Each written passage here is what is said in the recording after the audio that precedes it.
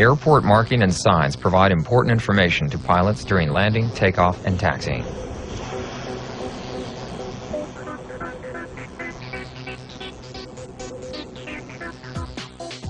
To avoid pilot confusion and disorientation, all airport markings and signs should be standardized. During the daily inspection, the pavement markings should be checked to be sure they are correct and clearly visible to pilots.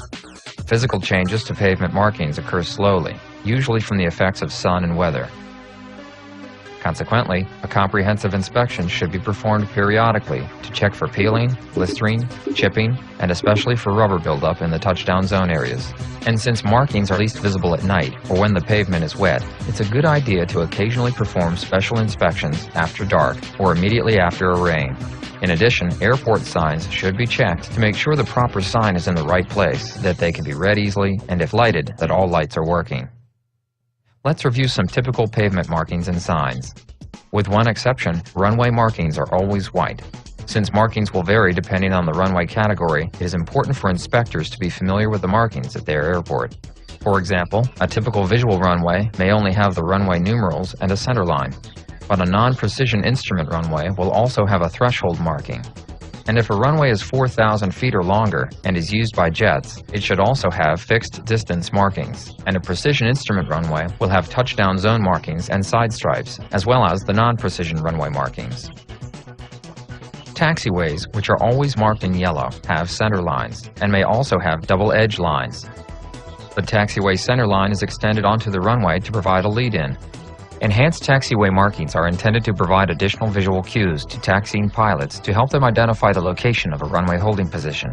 All taxiways that intersect runways have yellow hold position lines, 2 solid lines perpendicular to the taxi center line on the holding side, and 2 sets of broken lines on the runway side.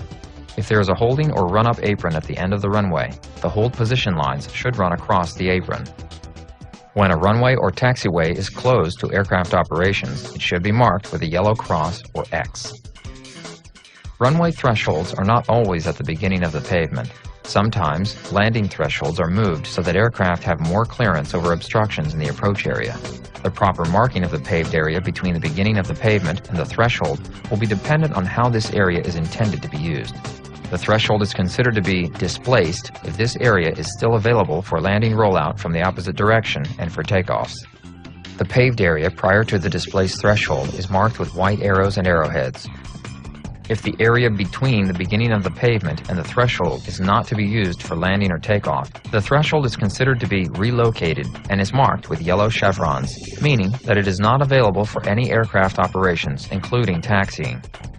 But if the area may still be used for taxiing, a yellow center line is used with 4 yellow arrowheads to indicate the relocated threshold, which is marked in white. In addition to pavement markings, signs provide pilots with important information. Since most signs are located in runway or taxiway safety areas, they should be mounted on frangible couplings on bases that are no higher than ground level. Sign tether anchor hardpoints must be provided on one sign mounting leg above the frangible breaking point. One end of the tether must attach to the sign structure, and the other end must attach below the frangible point on the coupling to either one of the leg mounting bolts or an independent bolt in the mounting pad. Signs must have a minimum of 1 tether per module. For sign arrays, a tether must be used at either end. Sign inspections should include checking for readability, making sure that vegetation or other obstacles are not blocking the sign, ensuring that each sign has the correct lettering or numerals, and if appropriate, making sure all lights are working. A sign should be adjacent to every holding position, and preferably on the left-hand side. The holding position sign has a red background with white lettering, which shows the runway designation arranged with numerals relative to the respective threshold. While red and white holding position signs are the current standards, changes in Advisory Circular 150-5345-44 call for a black outline to be added to the white legend on runway signs. Consult the most recent advisory circular for complete information. A red sign with a white ILS shows the critical area for an instrument landing system. Hold position lines should also be on the pavement next to the ILS sign. The standard for informational signs that provide taxiway guidance or destination information is black lettering on a yellow background. Pilots are advised of the distance remaining to the end of the runway by signs with black backgrounds and white numerals. Let's take a look at some good and bad examples of pavement markings and signs. For example, this runway marking is neither clearly readable nor is it in good condition. But in contrast, a pilot can easily read this runway marking, which is standard configuration and standard color. This taxiway centerline could cause confusion since it was not clearly visible. But here's the same taxiway after it was repainted. Note that double-edged lines have been added to the side to mark the taxiway from the adjacent apron. Occasionally, pavement marking is inadvertently omitted after construction or maintenance operations. Consequently, a special markings inspection should be performed before the pavement is reopened. In summary, during your inspection of airport marking and signs, you should be checking for standardization of color, configuration, and readability. And your sign inspection should also include the operation of lighting, the correct orientation of signs and individual sign panels, and for damage or erosion around mounting stakes or bases.